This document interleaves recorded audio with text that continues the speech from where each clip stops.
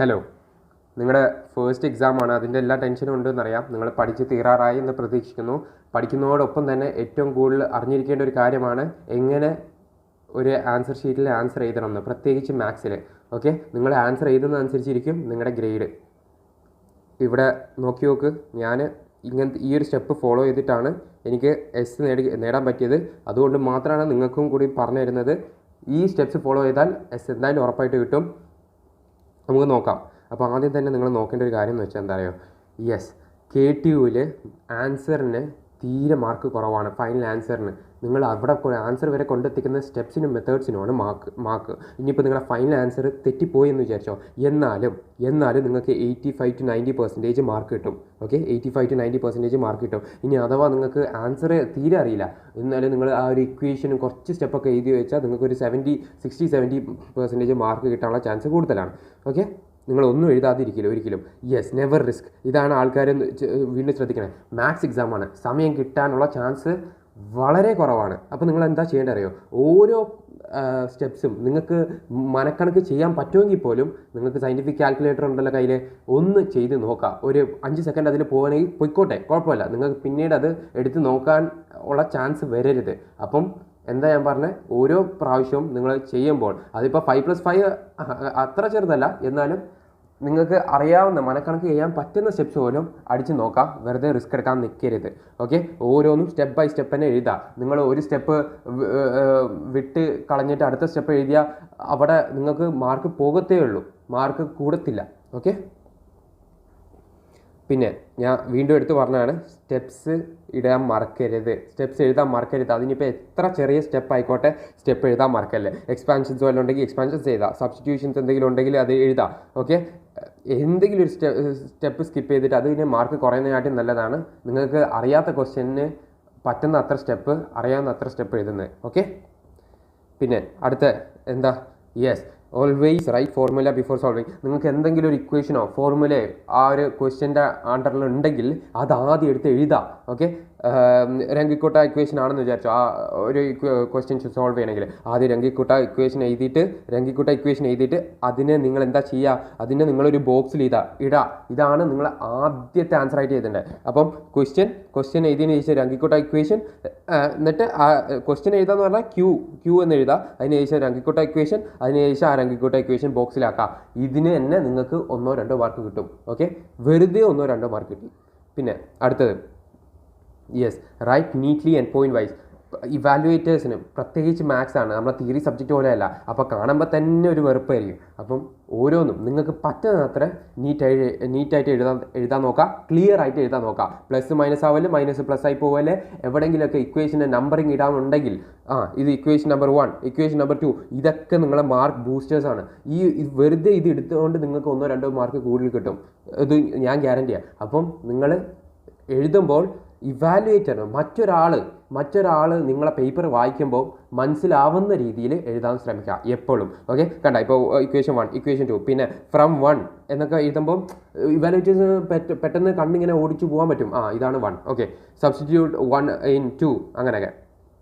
പിന്നെ അടുത്തത്, topic specific writing style. Yes, ഇനി പ്രൂവ് ദാറ്റ് ക്വസ്റ്റ്യൻ ആണെങ്കിൽ, ഓക്കെ, മറ്റേ ക്വസ്റ്റ്യൻ ആണെങ്കിൽ നിങ്ങൾക്ക് അറിയാം, ഇക്വേഷൻ എഴുതിയതിന് ശേഷം ഇങ്ങനെ സോൾവ് ചെയ്യുക, ഫൈനൽ ആൻസർ കിട്ടും, ഫൈനൽ ആൻസർ ബോക്സിലാക്കുക.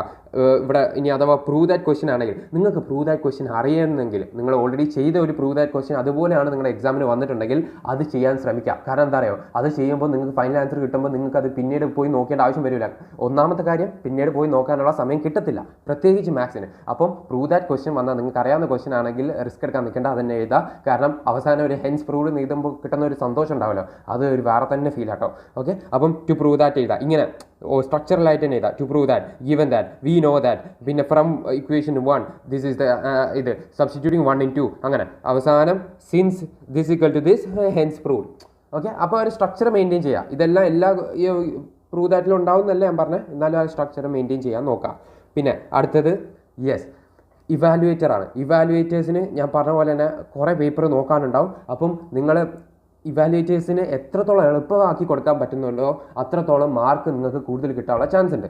ഓക്കെ, അപ്പം അവസാനം നിങ്ങൾ ഓരോ ആൻസർ എഴുതിയതിന് ശേഷം ഇപ്പോൾ x = 5/2 ആണ് അവസാനം വരുന്ന ആൻസർ എന്നുണ്ടെങ്കിൽ അതിനെ ബോക്സിലാക്കി ഇടുക. ഇതുകൊണ്ട് എന്താ, നിങ്ങൾക്ക് ഒരു സെക്കൻഡ് പോലും ഇല്ല ഒരു ബോക്സിലാക്കിയിടാൻ. ആ ബോക്സിലാക്കി ഇടുന്ന കാരണം ഇവാലുവേറ്ററിന് പെട്ടെന്ന് ഫൈനൽ ആൻസർ എവിടെയും നോക്കാൻ പറ്റും. ഇനി ഇവാലുവേറ്ററിൻ്റെ ബുക്കിലുള്ള ഫൈനൽ ആൻസറിന് അടുത്തെത്തിയെങ്കിൽ നിങ്ങൾക്ക് മാർക്ക് കിട്ടും. പിന്നെയാണ് ഇവാലുവേറ്റർ സ്റ്റെപ്സ് നോക്കാൻ പോകുന്നത്. അപ്പോൾ നിങ്ങൾ എവിടെയെങ്കിലും ബോക്സ് ഇട്ടിട്ടുണ്ടെങ്കിൽ ഇവാലുവേറ്റർ ആദ്യം കണ്ണ് ഓടുന്നത് അങ്ങോട്ടായിരിക്കും. അപ്പം ബോക്സ് ഇടാം, ഓക്കെ, ഒരു കുഴപ്പമില്ല. Yes, evaluator should spot the answer instantly. Yes, ഇനി അഥവാ നിങ്ങൾ ബോക്സിൽ ഇടാൻ മറന്നു എന്ന് വിചാരിച്ചോ, ഇവാലുവേറ്റർ ചിലപ്പോൾ അത് കാണൂല. ഇപ്പോൾ നിങ്ങൾ പേപ്പറിന് ഏറ്റവും അടിയിലായിരിക്കും ആ ബോക്സ് ഇടാതെ വെച്ചേക്കുന്നത്, ഫൈനൽ ആൻസർ എഴുതി വെച്ചേക്കുന്നത്. ഇവാലുവേറ്റർ അത് കാണൂല. അത് കാരണം നിങ്ങളുടെ മാർക്ക് കുറഞ്ഞ കാരണം നിങ്ങൾക്ക് ഗ്രേഡ് കുറഞ്ഞ കാരണം പിന്നെ നിങ്ങൾ റിവാലുവേഷൻ എല്ലാം കൊടുത്ത് ആ പണിക്ക് പോകേണ്ട ആവശ്യമില്ല എന്നാണ് ഞാൻ പറയുള്ളൂ. നിങ്ങളെ കൊണ്ട് ഇവാലുവേറ്റേഴ്സിന് എത്രത്തോളം എളുപ്പമാക്കി കൊടുക്കാൻ പറ്റുന്നോ അത്രത്തോളം എളുപ്പമാക്കി കൊടുക്കാം.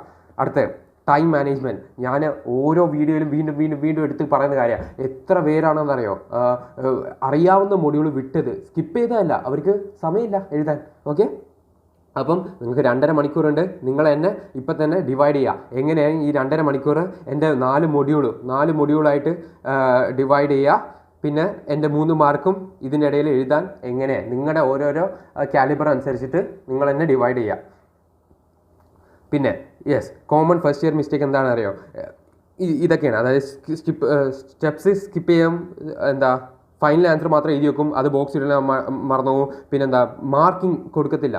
ഈ 1 ഇക്വേഷൻ, ഇത് 2 സബ്സ്റ്റിറ്റ്യൂട്ടിങ് 1 2 ഇതൊക്കെ എഴുതാൻ മറക്കും. യെസ്, ഇനി ബോക്സിൽ എഴുതി. ഇപ്പോൾ നിങ്ങൾക്ക് കുറേ ബോക്സ് ഉണ്ടെന്ന് വിചാരിച്ചോ, ഇപ്പോൾ ഒരു സബ് ക്വസ്റ്റ്യന് ഇതാണ് ആൻസർ, അപ്പോൾ അത് ബോക്സിലിടും, വീണ്ടും വേറൊരു ബോക്സ് ഇടും, അടുത്ത സബ് ക്വസ്റ്റ്യൻസിൻ്റെ ആൻസർ ആയിട്ട്. അവസാനം നിങ്ങൾ എല്ലാ സബ് ക്വസ്റ്റ്യൻസിൻ്റെ ആൻസർ അവസാനം എഴുതാം. അത് എഴുതുന്നതുകൊണ്ട് ഒരു കുഴപ്പമില്ല, നിങ്ങൾക്ക് മാർക്ക് കൂടുതൽ കിട്ടുകയുള്ളൂ. അപ്പോൾ അവസാനത്തെ ആൻസർ നിങ്ങൾ ജസ്റ്റ് ഒന്ന് എഴുതി വെക്കുക. ഓരോ ബോക്സിലുള്ള ആൻസറും കിട്ടിയ ആൻസർ ലാസ്റ്റ് ഒന്ന് എഴുതി വെക്കുക. നല്ലൊരു ഒരു സ്ട്രക്ചർ ഉണ്ടാവും നിങ്ങളുടെ ക്വസ്റ്റ്യൻ പേപ്പറിന്. യെസ്, പിന്നെ കുറച്ച് കുട്ടികൾക്ക് മാത്സ് ഒക്കെ എഴുതുമ്പോൾ, പ്രത്യേകിച്ച് മാത്സ് ഒക്കെ എഴുതുമ്പോൾ വരുന്ന ഒരു പ്രശ്നമാണ് 30 പേജിൽ കൂടുതൽ കവിഞ്ഞു പോകും. നിങ്ങളിപ്പോൾ എത്ര പഠിച്ചാലും ഇല്ലെങ്കിലും നിങ്ങൾ 30 പേജിൽ കൂടുതൽ കവിഞ്ഞു പോയാൽ അവർ വേറെ പേപ്പർ തരത്തില്ല, വേറെ ആൻസർ ബുക്ക്ലെറ്റ് തരത്തില്ല. പിന്നെ നിങ്ങൾ ഉള്ളത് വെച്ചിട്ട്, ഉള്ള സൈഡിലൊക്കെ വെച്ചിട്ട് ഇങ്ങനെ ലൈനൊക്കെ ഇങ്ങനെ വരച്ചിട്ട് ഇങ്ങനെ എഴുതേണ്ടി വരും. ഇങ്ങനെ ഉണ്ടാവരുത്. അപ്പം ഓരോന്നിനും അതിൻ്റേതായ സ്ട്രക്ചറിൽ ഞാൻ സ്റ്റെപ്സ് കുറയ്ക്കണം എന്നല്ല പറഞ്ഞത്, എന്നാലും നിങ്ങളൊരു ബോധം വേണം 30 പേജിൽ കൂടുന്നുണ്ടോ കുറയുന്നുണ്ടോ എന്നുള്ളത്. റിസ്ക് എടുക്കാൻ നിൽക്കല്ലേ, ഞാൻ വീണ്ടും പറയാണ്. ഇപ്പം വലിയ മനക്കണക്ക് ചെയ്യാൻ പറ്റുന്ന കുറച്ച് വലിയ കാൽക്കുലേഷൻ ആണെങ്കിൽ പോലും നിങ്ങളുടെ കയ്യിൽ കാൽക്കുലേറ്റർ ഉണ്ടല്ലോ, അത് ഉപയോഗപ്പെടുത്താം. ഓക്കെ, റിസ്ക് എടുക്കാൻ നിൽക്കല്ലേ. അത് കാരണം ഒരു പ്ലസും മൈനസും കാരണം മാർക്ക് പോകേണ്ട ചാൻസ് വരും. അപ്പോൾ ഞാൻ എന്നും പറയുന്ന പോലെ തന്നെ ബെസ്റ്റ് ഓഫ് ലക്ക് അല്ല, ഓൾ ദ ബെസ്റ്റ്. ഒരു ടെൻഷൻ വേണ്ട, ഒരു സ്ട്രെസ് വേണ്ട. എനിക്ക് തന്നെ കുറേ മാത്സ് എക്സാമിന് കുറേ ക്വസ്റ്റൻസ് അറിയായിരുന്നു, പക്ഷേ ഞാൻ എന്തെങ്കിലും എഴുതി വെച്ചു, അതുകൊണ്ടാണ് നേടാൻ പറ്റിയത്. ഞാൻ നിങ്ങളുടെ അടുത്ത് തന്നെയാണ് പറയുന്നത്, ഒരു ക്വസ്റ്റൻസും വിടാതെ തന്നെ എഴുതാം. ഞാൻ അറിയില്ലെങ്കിൽ പോലും എന്തെങ്കിലും എഴുതി വെക്കാം. സ്റ്റെപ്സ് ആണെങ്കിൽ സ്റ്റെപ്സ്, ഇക്വേഷൻ മാത്രം എഴുതി വെച്ചാൽ പോലും 1-2 മാർക്ക് ചിലപ്പം തന്നിരിക്കും. ഓക്കെ, അപ്പം ഒന്നും വിടരുത്. Thank you.